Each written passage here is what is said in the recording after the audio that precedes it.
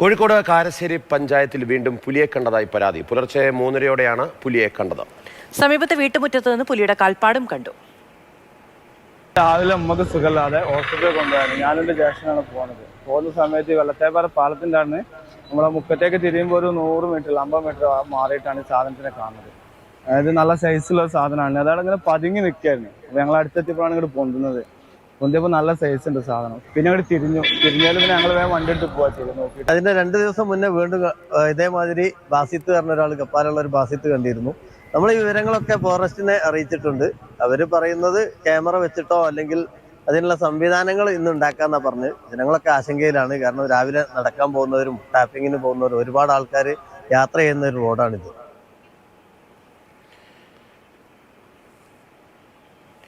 അഖില CP വിവരങ്ങളുമായുണ്ട്. അഖില, നാട്ടുകാർ വലിയ പരിഭ്രാന്തിയിലാണോ?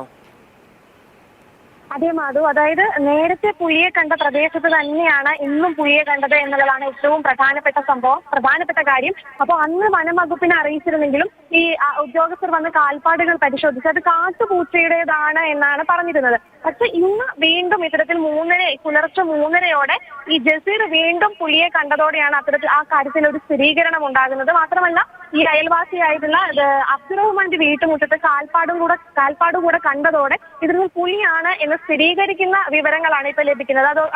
അതുകൊണ്ട് തന്നെ വനംവകുപ്പ് ഇത്തരത്തിൽ ക്യാമറകൾ സ്ഥാപിക്കാനുള്ള നടപടികൾ സ്വീകരിച്ചു വരിക എന്നാണ് നാട്ടുകാരോടും ഇപ്പോൾ ഈ മാധ്യമങ്ങൾ ഉൾപ്പെടെയുള്ളവരോട് പറഞ്ഞത്. എന്തായാലും പ്രദേശവാസികൾ വലിയ ആശങ്കയിലാണ്. തുടർച്ചയായി പുലിയെ കാണുകയാണ്. ഇത്തരത്തിൽ പുലർച്ചെ പുലിയെ കാണുന്നു.